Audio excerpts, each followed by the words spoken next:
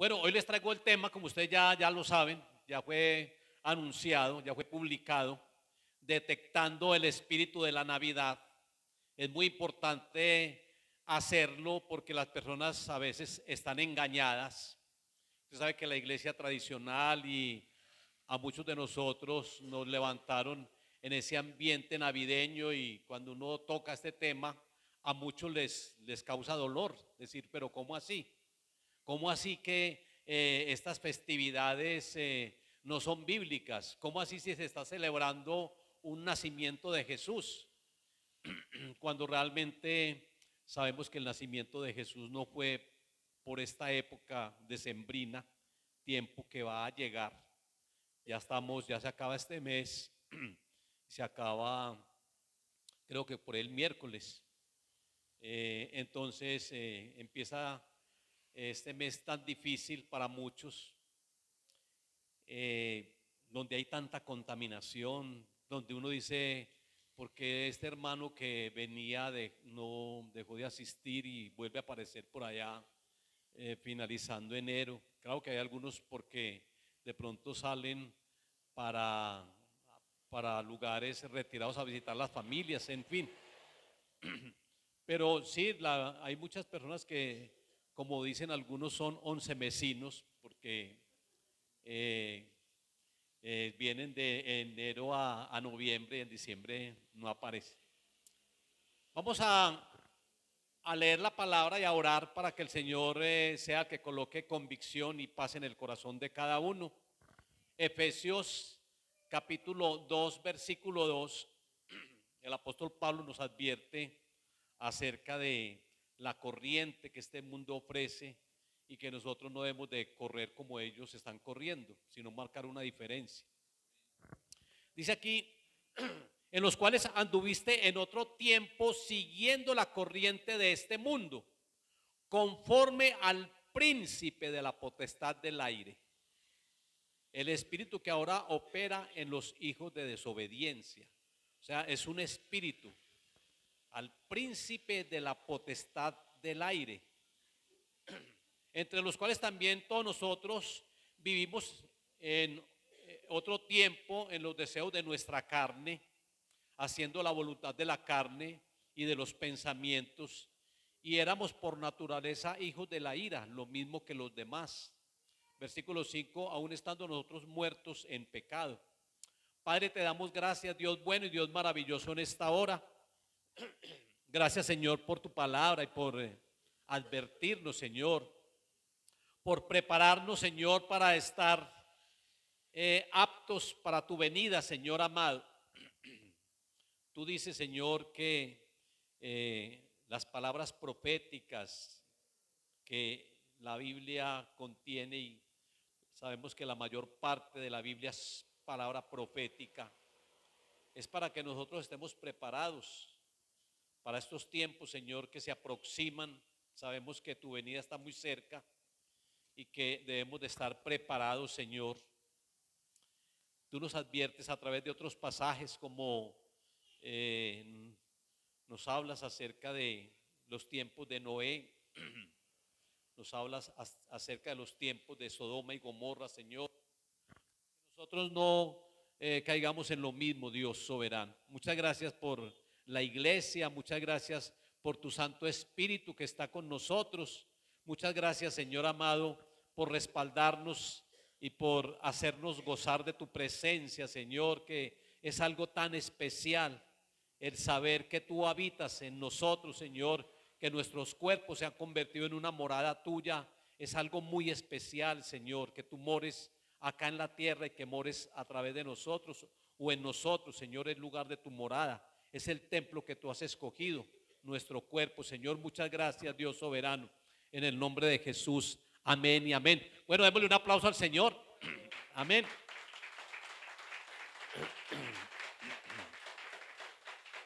Hay otros textos bíblicos que también nos advierten acerca de esos tiempos peligrosos. Ahora lo leyó el pastor, Romanos 12:2, también nos habla acerca de no os conforméis a este siglo, no nos podemos amoldar a este siglo. No podemos acomodarnos a este siglo, es lo mismo que a este mundo. No podemos acomodarnos a este mundo, sino que debemos de tener primero una transformación mental para que nuestras acciones también sean transformadas. Usted sabe que todo está direccionado, todo lo que hacemos está direccionado por los pensamientos y que conforme a nosotros pensemos así vamos a actuar. O sea que tenemos que transformar nuestros pensamientos para que también nuestra vida y nuestras actitudes o actividades y conductas también sean transformadas. Hay muchas advertencias sobre las cosas que el mundo está ofreciendo y que nosotros no podemos ser partícipes de ella. Está primera de Juan 2:15 al 17. No améis al mundo ni las cosas que están en el mundo. El que ama al mundo, el amor del Padre no está en él. Es decir que no pueden haber dos amores en un mismo corazón.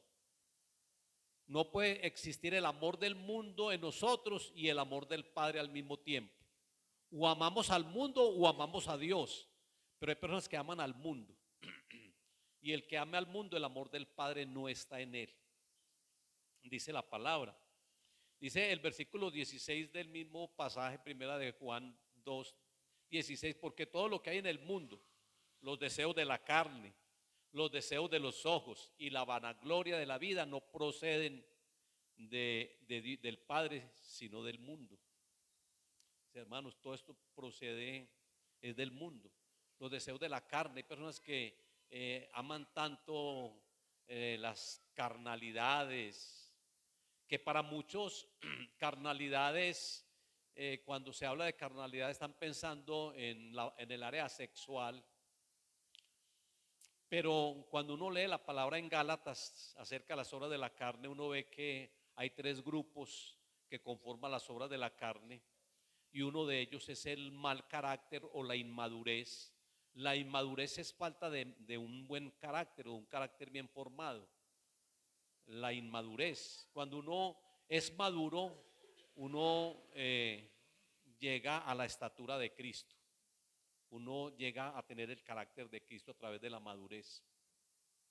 Pero ahí nos habla de ese carácter de las obras de la carne, diciendo que las iras, las contiendas, las enemistades, los pleitos, que todo esto son obras de la carne.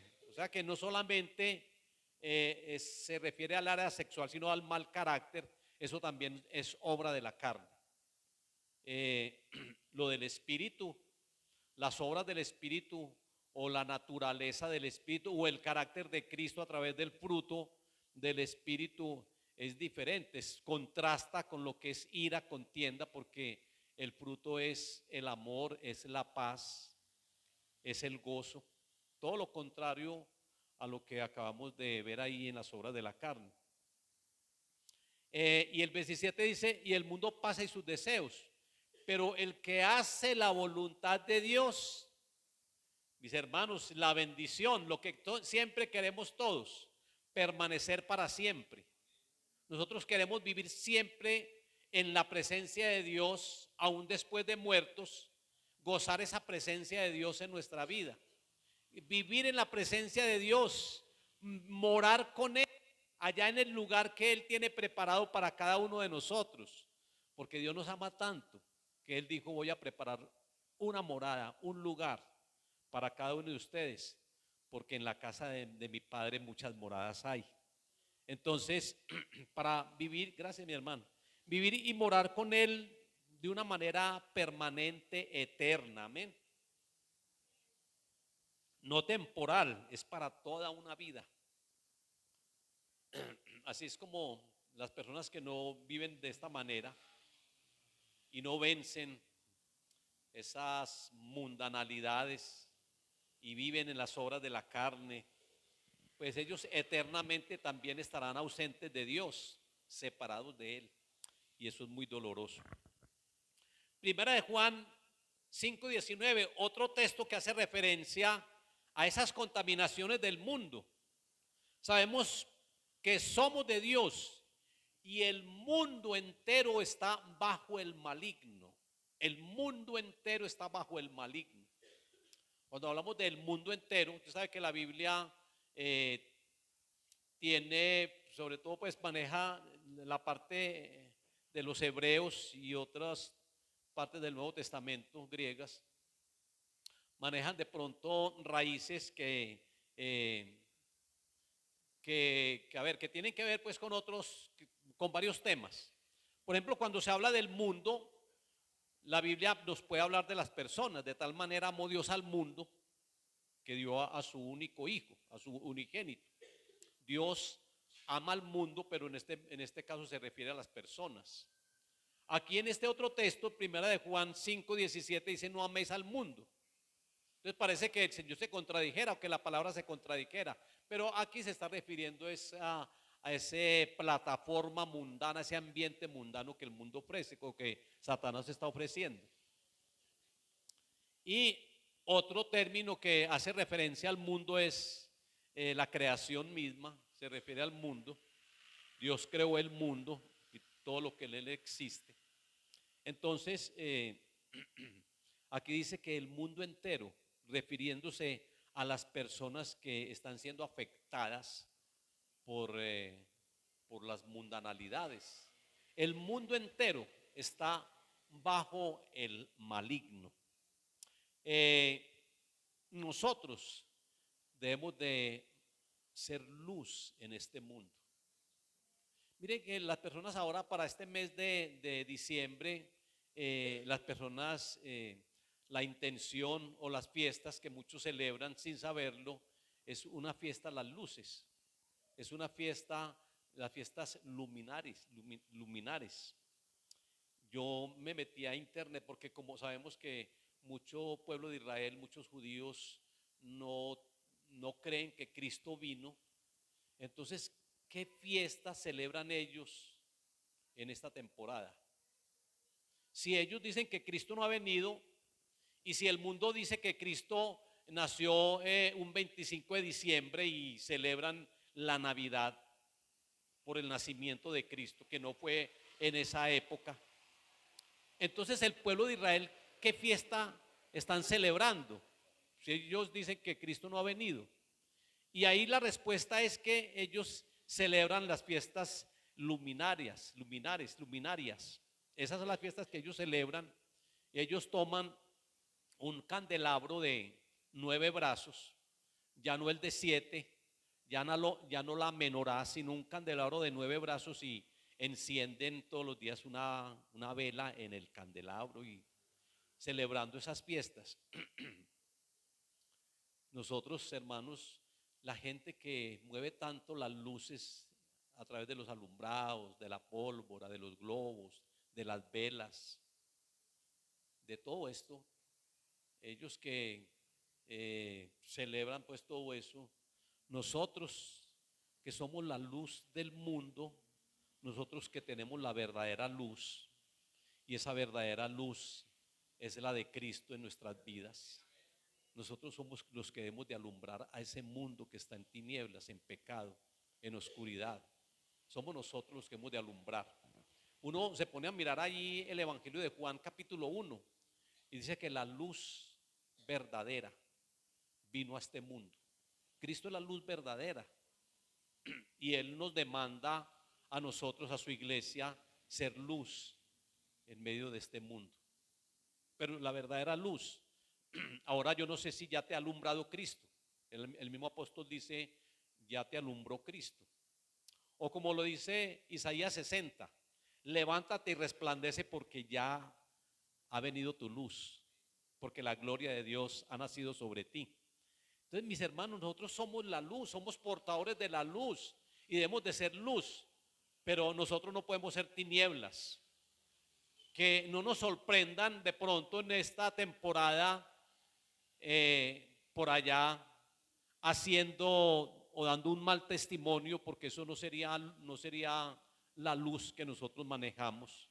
El mal testimonio, eso causa es tiniebla y oscuridad.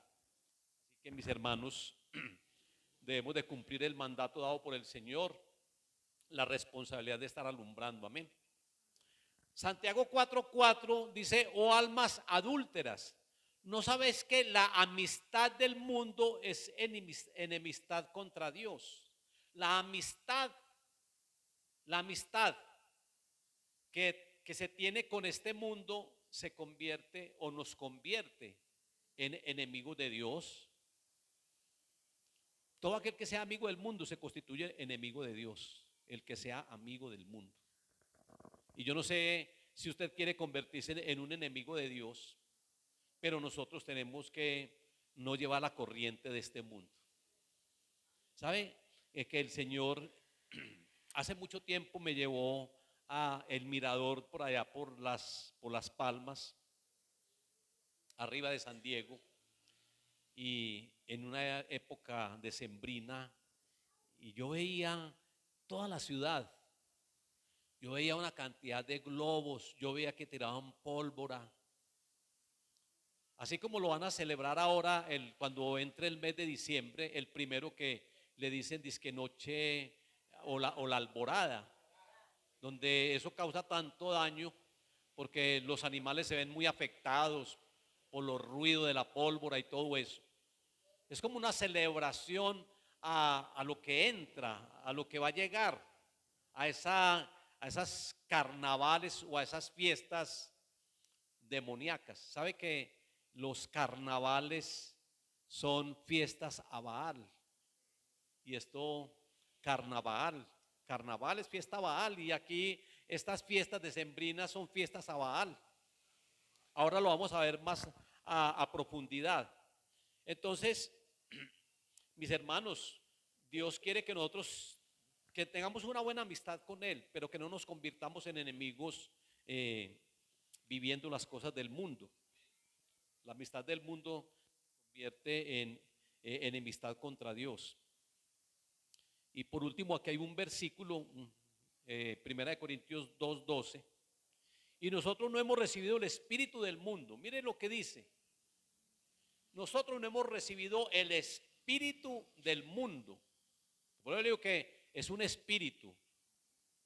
Y la Navidad, que es similar a mundo, es un espíritu, el espíritu de la Navidad. Por eso yo digo, detectando el espíritu navideño. Hay que detectar ese espíritu para no caer en el juego del enemigo ni en las maquinaciones y en las sutilezas que él maneja. No hemos recibido el espíritu del mundo. O sea que hay como un contraste entre el espíritu del mundo y el espíritu de Dios.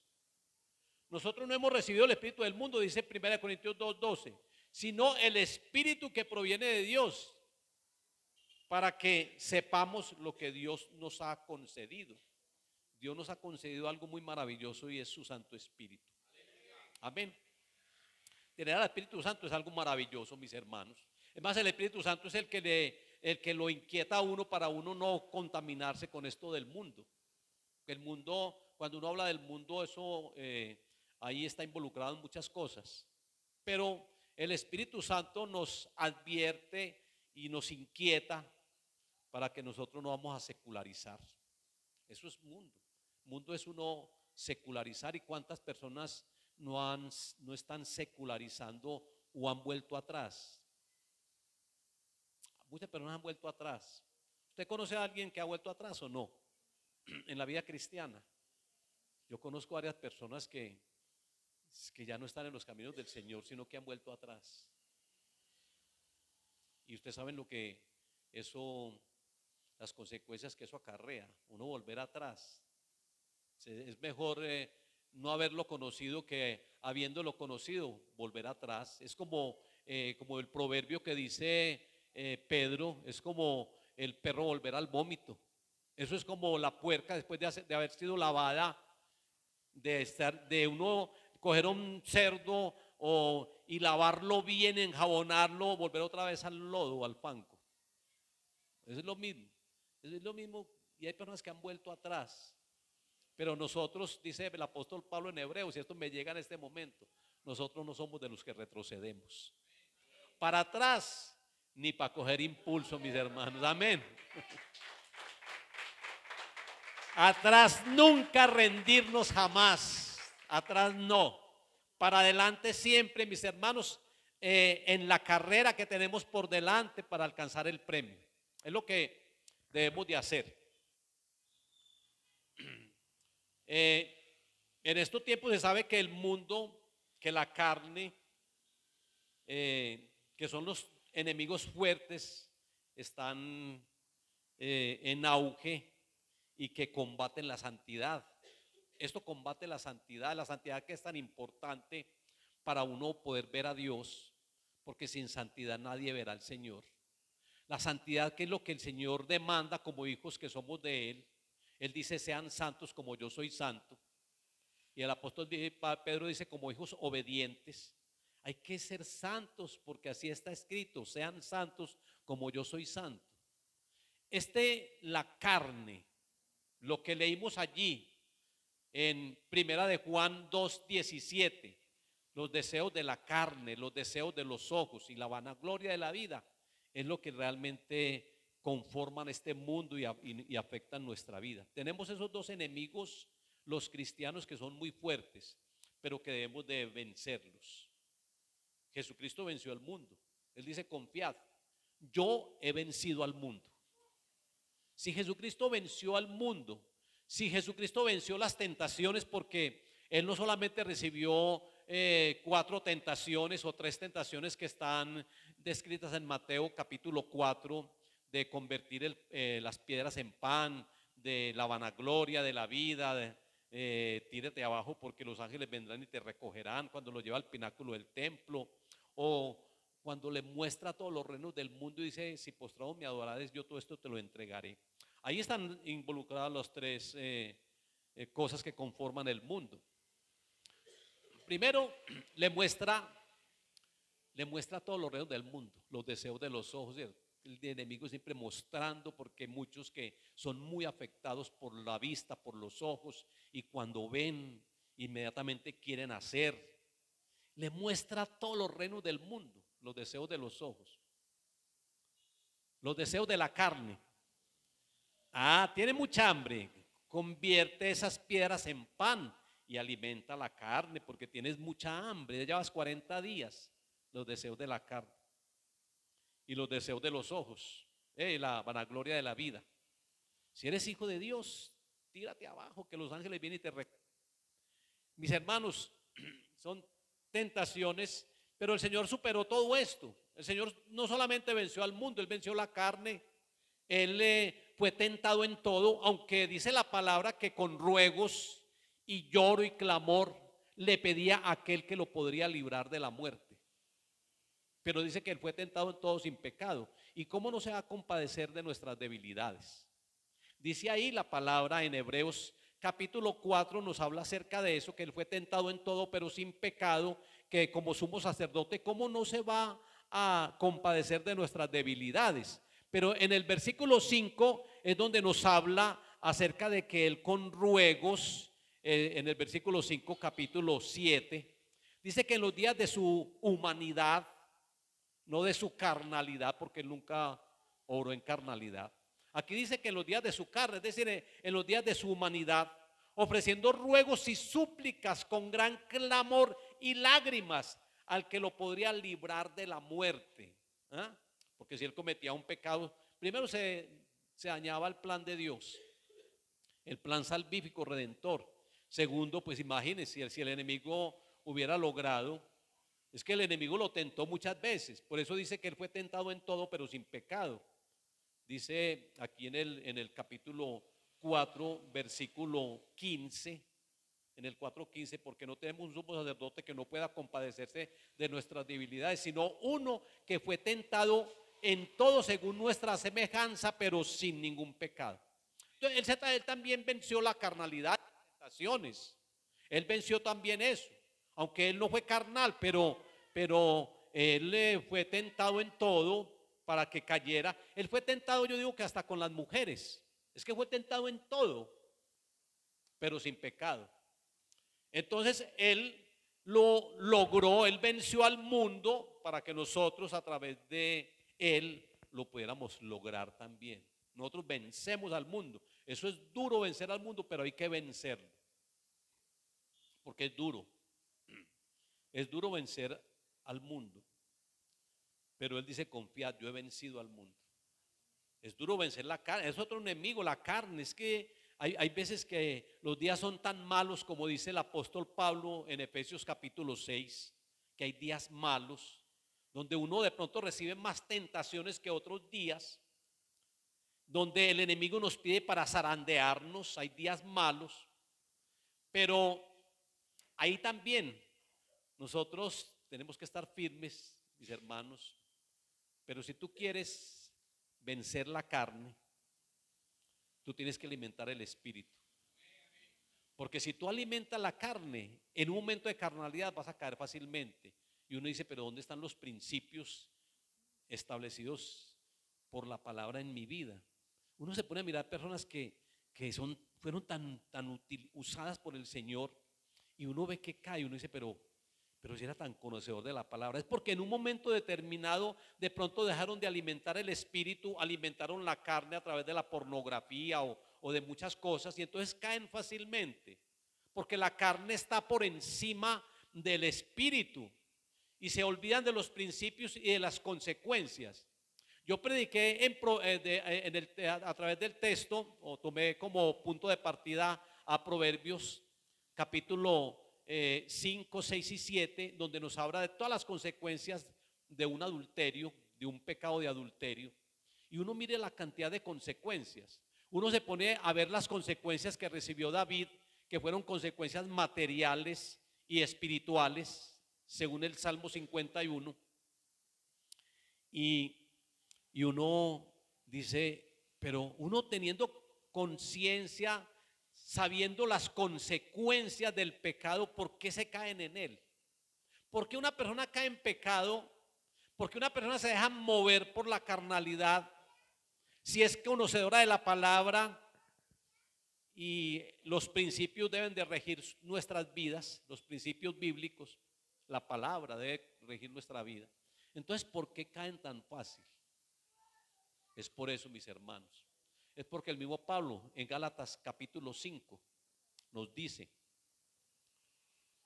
que el que alimenta al espíritu va a obtener vida eterna, pero que el que alimenta la carne va a obtener corrupción.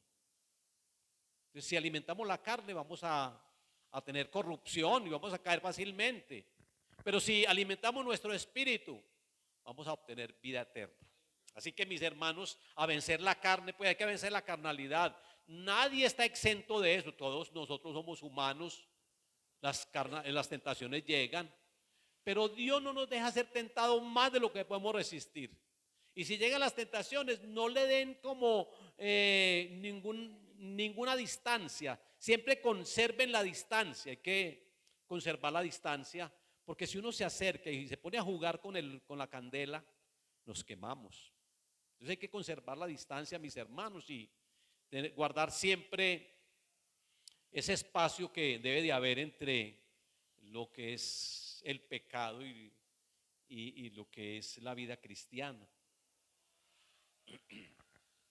Entonces, lo que el mundo está ofreciendo para este tiempo está saturado de pecado, de rumba, de pasiones desordenadas, en general de una vida vana y vacía. Y tener una vida vana y vacía es andar en la vanidad de la mente, como dice también el apóstol Pablo en Efesios capítulo 4, acerca de andar en una vida nueva.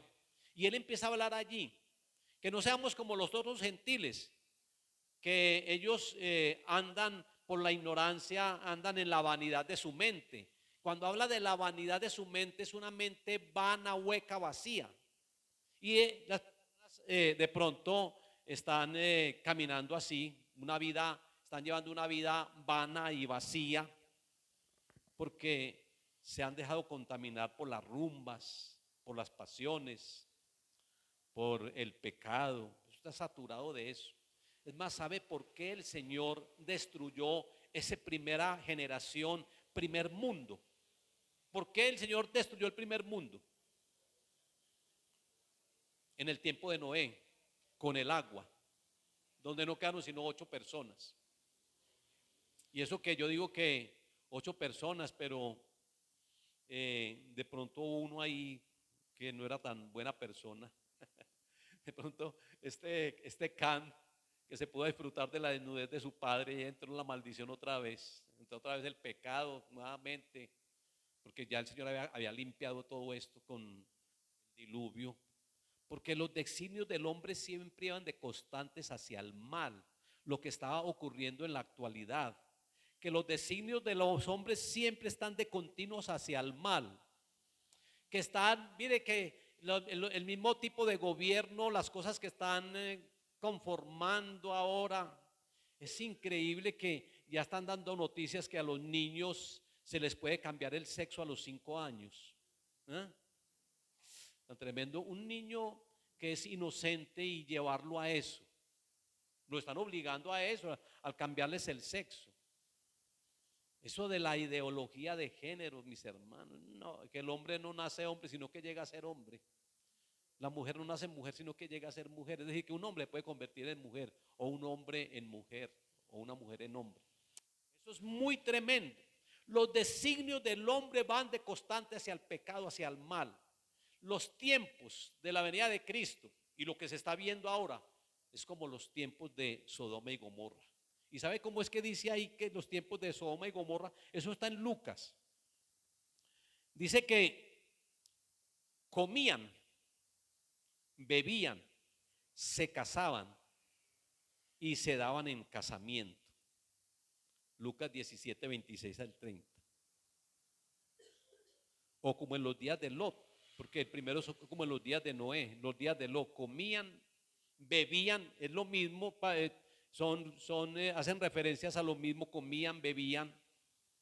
Pero aquí le añaden otra cosa más en los tiempos de Lot: compraban y vendían, plantaban y edificaban. ¿Ustedes creen que estos tiempos decembrinos, yo digo que es donde más comida se ve? Uno llega a una cualquier parte y eso le ofrecen comida. Ahí se come mucho. Es más, se come tanto que muchas personas dicen: en enero me toca que hacer una dieta porque comí tanto en diciembre. Se bebe en la época decembrina. Aquí que dice, como los días de Lot, comían, bebían. ¿Ah? Se dan en casamiento. Yo digo que no es un matrimonio normal. Se dan en casamiento. Yo digo que es que mantenían por ahí adulterando. Y es que en esta época decembrina la gente bajo los efectos del licor se vuelve tan irresponsables que para enero empiezan a nacer mucha gente, porque en diciembre quedan en embarazo. Qué tan tremendo, mis hermanos. ¿Ah? Yo que nací en septiembre.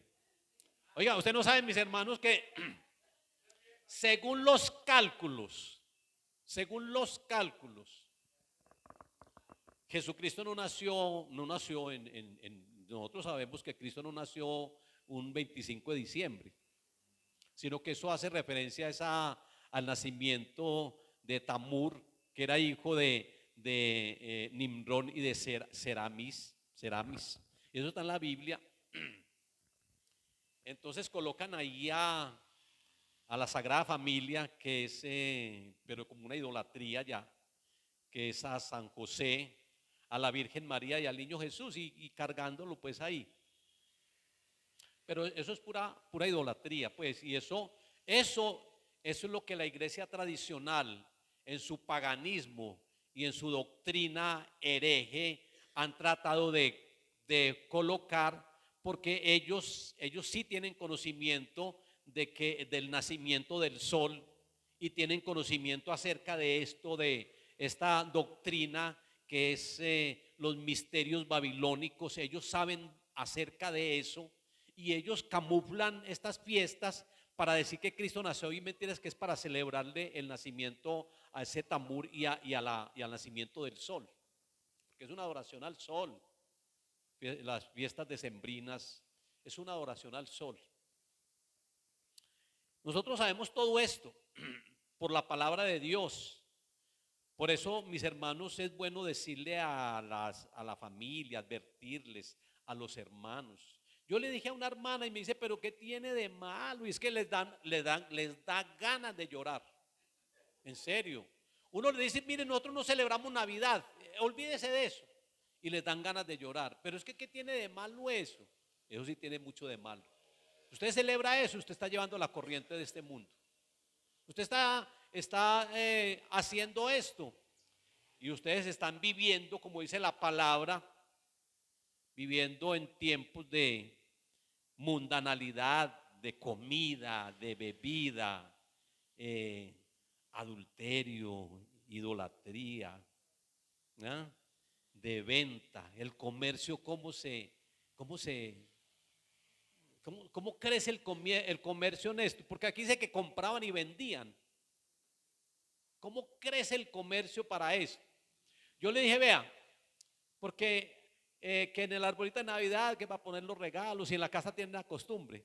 Y yo le digo, no, si me van a dar alguna cosa, me lo pongan en enero. Pues, ¿qué necesidad tiene pues de ser en esa temporada? Ahí hay una hermana que se disfraza de Papá Noel. ¿Sabe quién es el Papá Noel? Es el espíritu navideño, es el espíritu del mundo. Por eso es detectando el espíritu de la Navidad. Ese Papá Noel o ese Santa Claus que va en su trineo llevando los regalos, o San Nicolás, es el mismo personaje y ese es el espíritu de este mundo.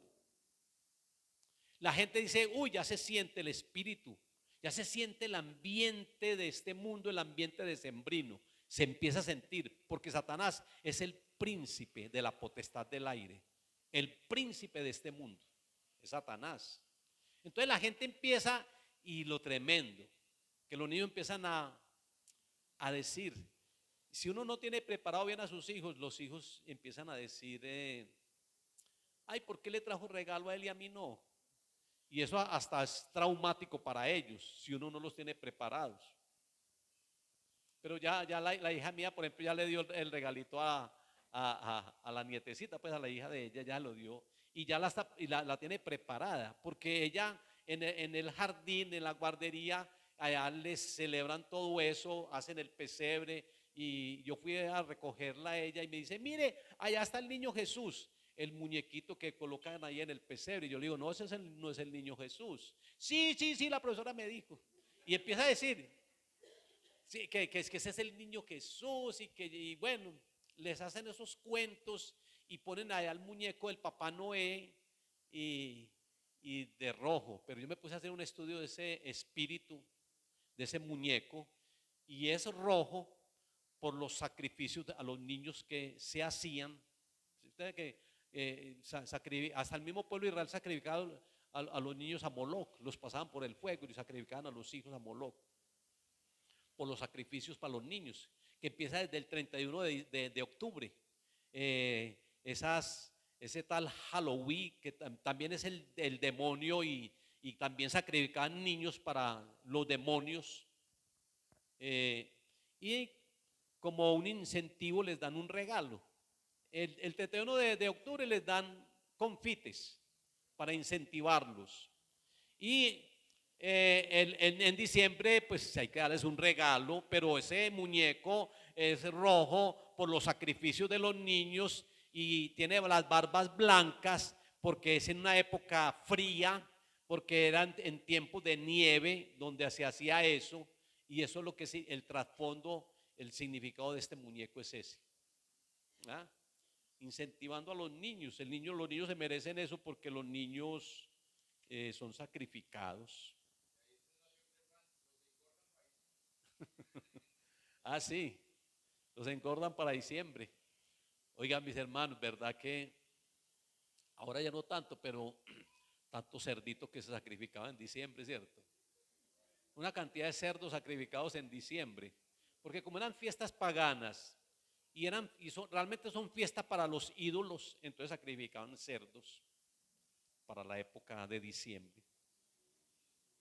Y mire qué tan tremendo. Yo les conté a ustedes en una oportunidad que nosotros tuvimos una iglesia en Río Negro y allá una hermana le donó al pastor, para que hiciera una fiesta para toda la iglesia, le donó un cerdo.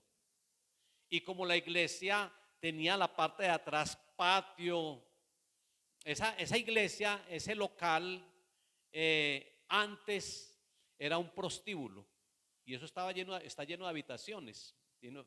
Pero la dueña de ese lugar se convirtió al Señor y dijo, esto se acaba ya.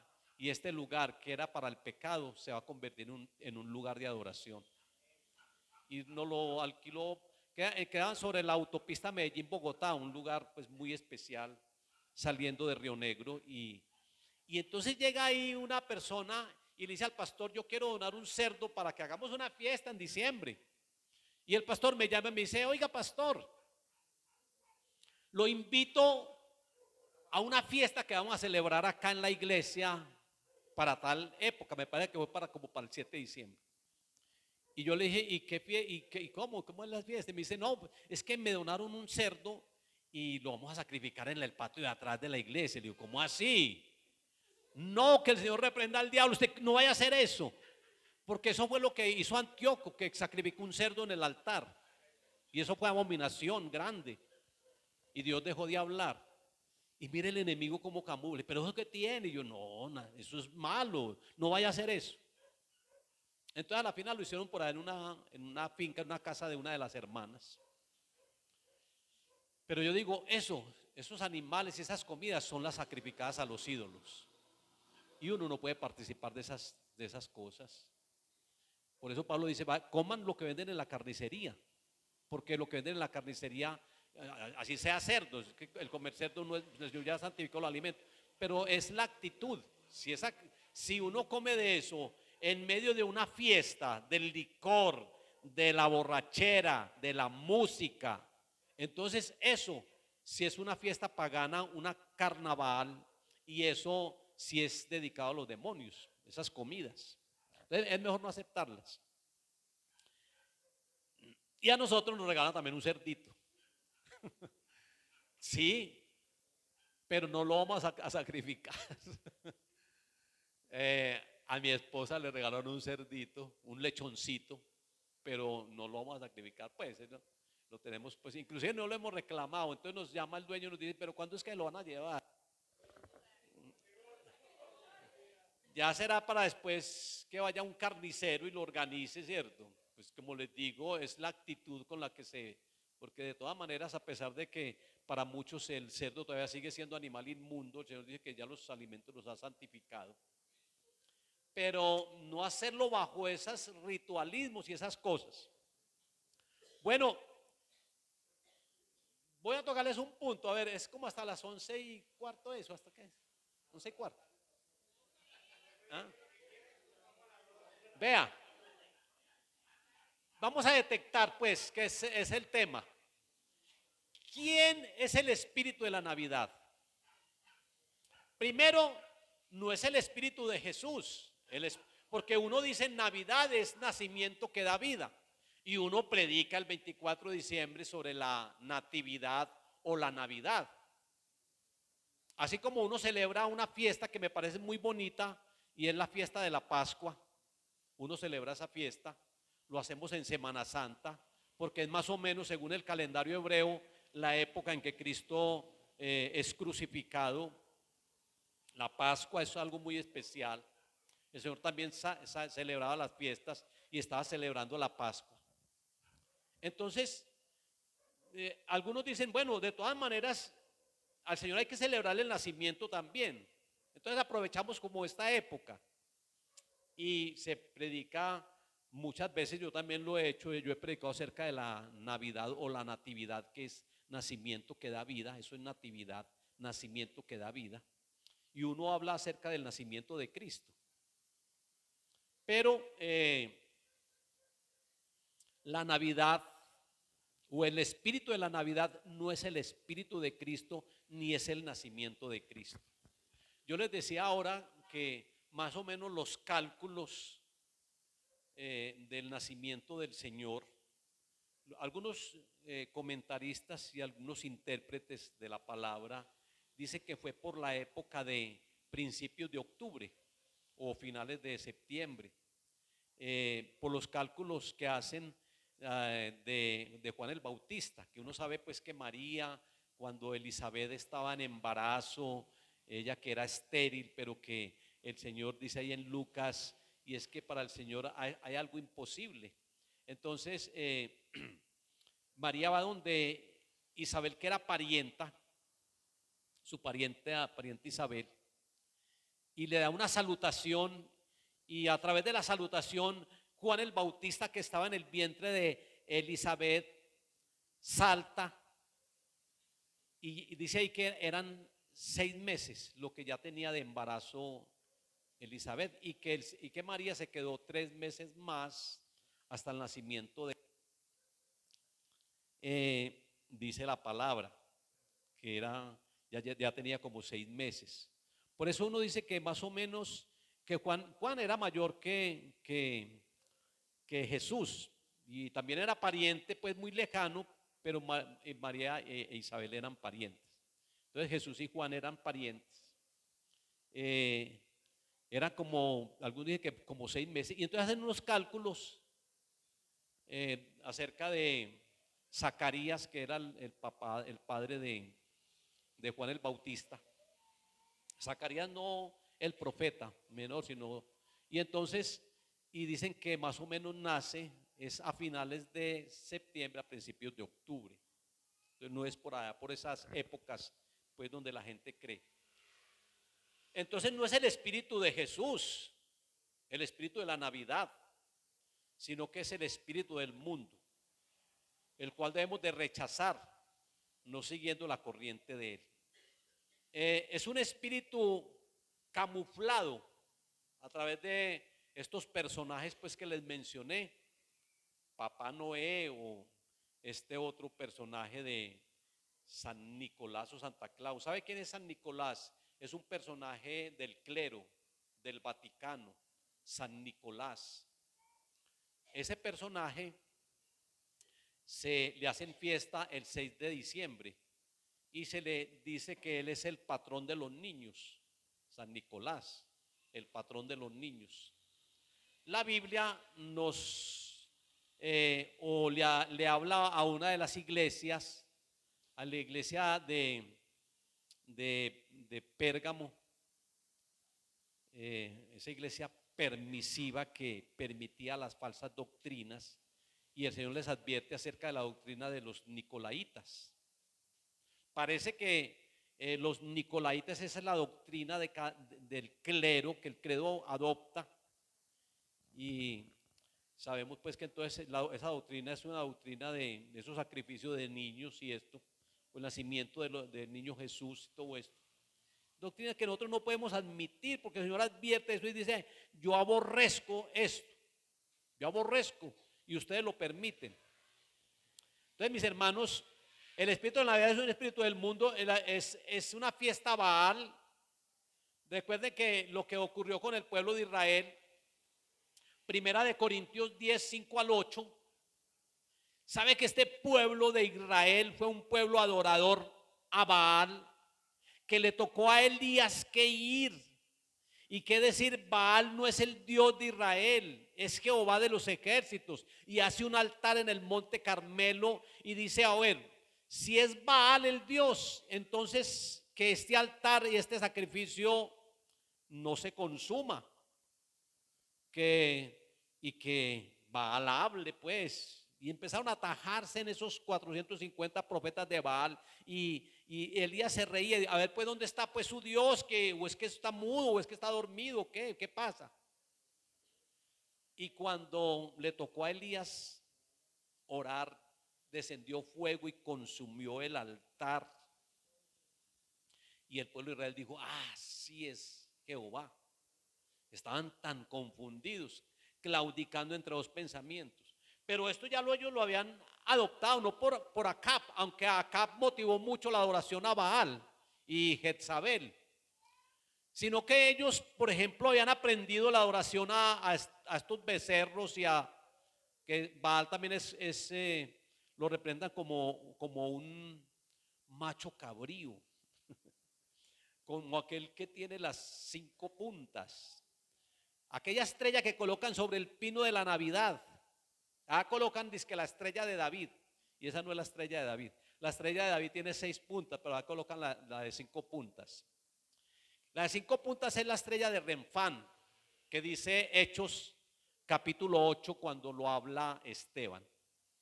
Ustedes seguían la estrella de Renfán, y es de 5 puntas, y hacen, hermanos, ocultismo, y hacen fiestas al demonio y hacen unos cultos al demonio a través de esa estrella. Esa estrella representa al macho cabrío. Oye, por ahí que un joven con barbita le dice al otro, ¿qué hubo, cabrío? Esos madres que mantienen por ahí todos sollados. ¿Qué hubo, cabrío? Porque tenían la barbita aquí. Es que el macho cabrío en las puntas de la estrella, una punta es un cacho, la otra punta es el otro cacho, la que está aquí es la oreja, la que está al otro lado la otra oreja y la punta de abajo es las barbas, la cumamba y la barba, macho cabrío. Y es el mismo demonio. El pueblo de Israel sabía esto y le hacen una fiesta a Baal en el desierto, porque Moisés ya llevaba mucho tiempo en el monte Sinaí. Y lo tremendo es que Aarón, sacerdote, les construye la estatua para que lo adoren.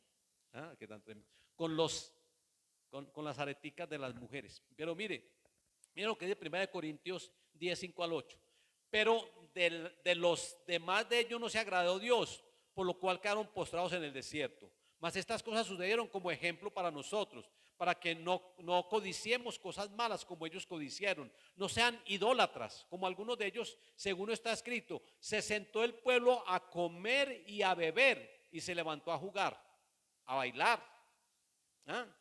Dice que ellos danzaron, no eran danzas al Señor, eran unas danzas a Baal, bailes a Baal.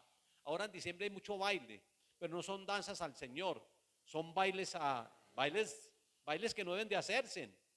¿Ah? Y música como devórame otra vez. Hay mucha música de esa que incita a la sexualidad, o esa que siempre usan en las fiestas decembrinas. Una de ellas es que, ¿cómo se le ocurre a una persona decirme cuándo es que me vas a dar a tu mujer? Deme a tu mujer. Usted me dé plata, entonces en pago de eso deme a tu mujer. Dame tu mujer, José. Y eso es lo que la gente le gusta y le agrada, y eso es lo que escuchan. Eso son fiestas al demonio o al licor bendito, y hay una cantidad de música que hacen referencia a eso. Mis hermanos, no, son danzas al Señor, es música del Señor lo que debemos de escuchar, amén. Por ahí un hermano que molesta mucho a las suegras. Dice que, ay, hombre, las suegras que vivan pero bien lejos, y eso molesta mucho a las suegritas. Y yo le dije, vea, pero este año viejo le di una buena suegra y una burra vieja. No olvido el año viejo porque me dejó una burra y una buena suegra. y entonces usted es que es costeño, que habla de burras. Oiga, mis hermanos, no, ¿verdad? Esas fiestas y esas músicas, todo hay que dejarlo, porque eso hace parte de esas fiestas a Baal.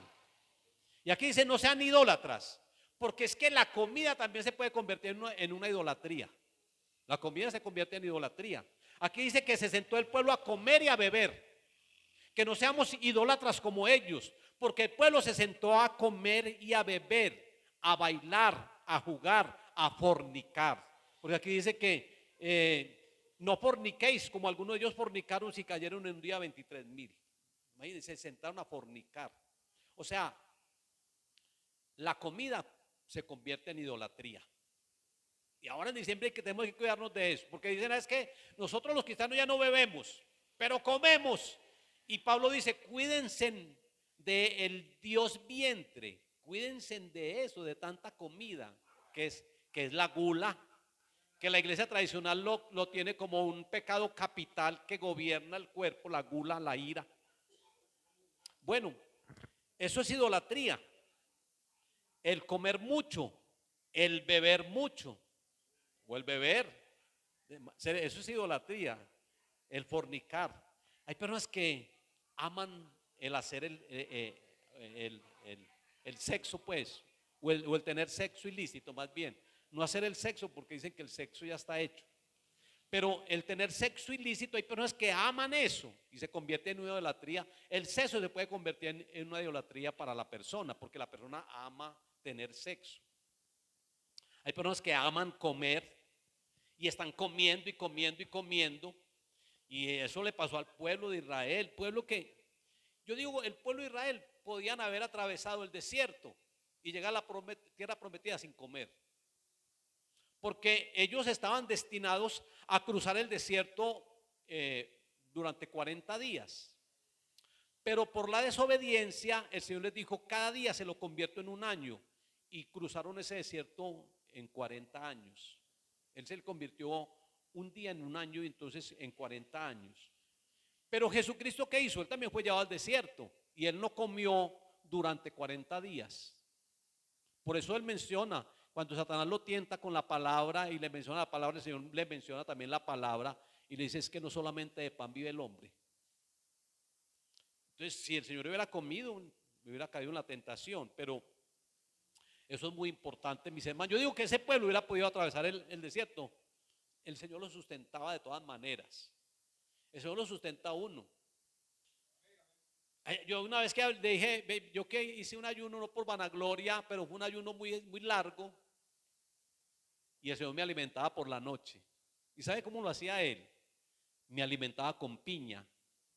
Y yo decía, pero ¿por qué piña? Y yo amanecía con la boca con puro sabor a piña y amanecía sin hambre. El Señor me sustentaba. Y yo le decía, pero Señor, es que en Israel hay piña, ¿por qué con piña? Y yo no sé por qué con piña, si es que la piña tiene varios ingredientes muy nutritivos o qué. ¿Eh? Agua.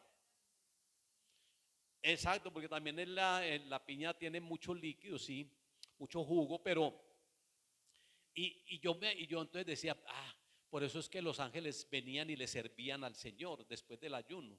Dice que los ángeles venían y le servían. Es que el Señor lo alimenta a uno, de verdad. Y mi mamá me decía, pero eso lo hizo fue el Señor. Y yo le dije, pero es que Moisés también. Y uno también es capaz. Es que el Señor lo sustenta a uno. Pero hay que tener fe. Y son ayunos que el Señor se los manda a uno. No es que yo los quiera hacer. Es cuando el Señor los manda. Porque si no, se te va a afectar tu salud. Pero sí, hermanos, el pueblo de Israel podía haber pasado ese desierto en ayuno. En ayuno para que no cayera en pecado, porque la comida se convirtió para ellos en piedra de tropiezo. Se sentó el pueblo a comer y a beber y a fornicar. Y el Señor le da maná, pero no se contenta con el maná, sino dice, no, queremos carne, tanto maná. Y el Señor les manda codornices para que coman carne, pues.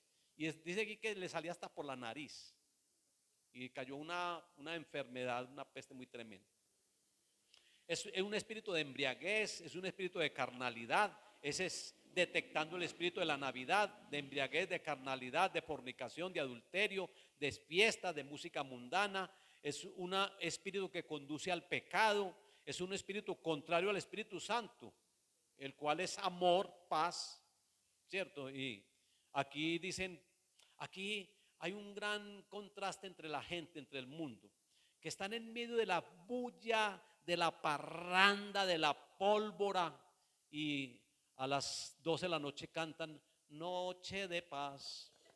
¿Ah? Y uno dice, pero ¿cuál paz? ¿Qué paz va a haber aquí? Eso no es ninguna noche de paz, es una noche de bulla, es una noche de algarabía. ¿Cuál noche de paz? Pero ellos cantan noche de paz, porque el Espíritu Santo es paz, es amor.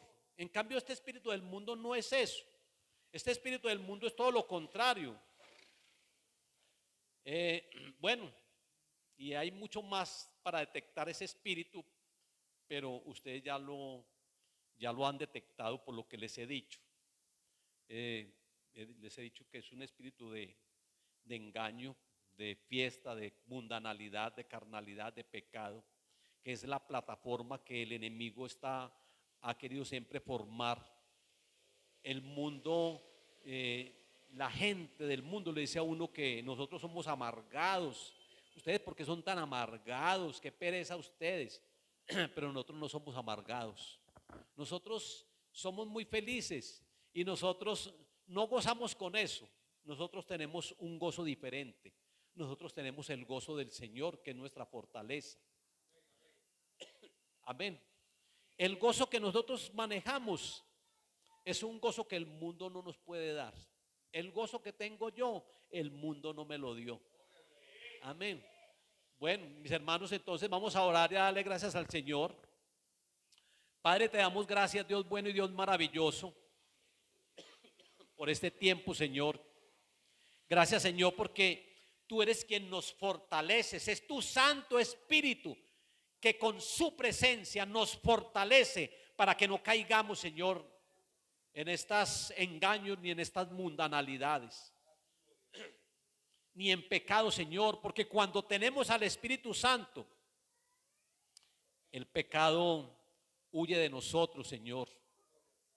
El Espíritu Santo nos fortalece. El pecado no está en nuestra mente, Señor.